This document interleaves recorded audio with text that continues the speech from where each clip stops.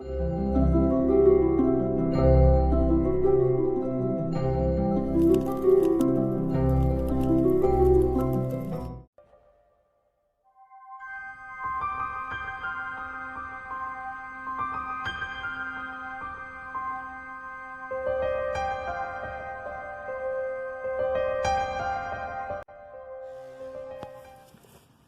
evening.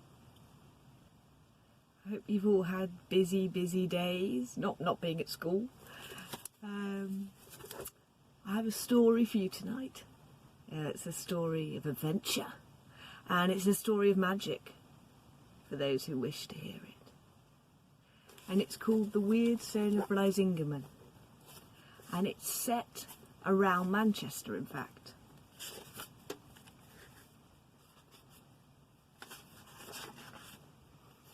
And this is how it begins. The Legend of Alderley. At dawn, one still October day, in the long ago of the world, across the hill of Alderley, a farmer from Moberly was riding to Macclesfield Fair. The morning was dull but mild, light mists bedimmed his way. The woods were hushed, the day promised fine. The farmer was in good spirits, and he let his horse, a milk-white mare, set her own pace, for he wanted her to arrive fresh for the market. A rich man would walk back to Moberly that night. So, his mind in the town while he was yet still on the hill, the farmer drew near to a place called Thieves' Hole. And there the horse stood still, and would answer to neither spur nor rein. The spur and rein she understood, and her master's stern command. But the eyes that held her were stronger than all of these. In the middle of the path, where surely there had been no one, was an old man, tall with a long beard. "You go to sell this mare? I come here to buy. What is your price?" But the farmer wished only to sell at the market, where he would have the choice of many offers, so he rudely bade the stranger quit his path, and let him through, for if he stayed longer he would be late for the fair. "Then go your way," said the old man. "None will buy, and I will await you here at sunset." The next moment he was gone, and the farmer could not tell how or where. The day was warm and the tavern cool, and all who saw the mare agreed that she was a splendid animal, the pride of Cheshire, a queen amongst horses, and everyone said there was no finer beast in town that day. But no one offered to buy. A weary, sour-eyed farmer rode up out of Macclesfield as the sky reddened the west. At Thieves' Hole the mare would not budge. The stranger was there. Thinking any price now better than none, the farmer agreed to sell. "How much will you give?" he said. "Enough.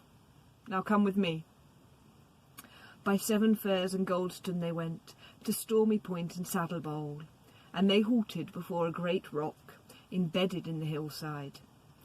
The old man lifted his staff and lightly touched the rock, and it split with a noise like thunder. At this the farmer toppled from his plunging horse, and on his knees begged the other to have mercy on him and let him go his way unharmed. The horse should stay. He did not want her, only spare his life, for that was enough. The wizard, for such he was, commanded the farmer to rise. "I promise you safe conduct," he said. "Do not be afraid, for living wonders you shall see here." Beyond the rock stood a pair of iron gates. These the wizard opened, and took the farmer and his horse down a narrow tunnel deep into the hill. A light, subdued but beautiful, marked their way. The passage ended, and they stepped into a cave, and there a wondrous sight met the farmer's eyes. 140 knights in silver armour, and by the side of all but one, a milk-white mare. "Here they lie in enchanted sleep," said the wizard, "until the day will come, and come it will, when England shall be in peril, and England's mothers weep. Then out from the hill these must ride, and in a battle thrice lost, thrice won, upon the plain drive the enemy into the sea." The farmer, dumb with awe, turned with the wizard into a further cavern, and here mounds of gold and silver and precious stones lay strewn along the ground. "Take what you can carry in payment for the horse." And when the farmer had crammed his pockets, ample as his lands, his shirt and his fist with jewels, the wizard hurried him up the long tunnel and thrust him out of the gates. The farmer stumbled, thunder rolled. He looked, and there was only the bare rock face above him. He was alone on the hill near Stormy Point. The broad full moon was up, and it was night. And although in later years he tried to find the place, neither he nor any after him ever saw the iron gates again.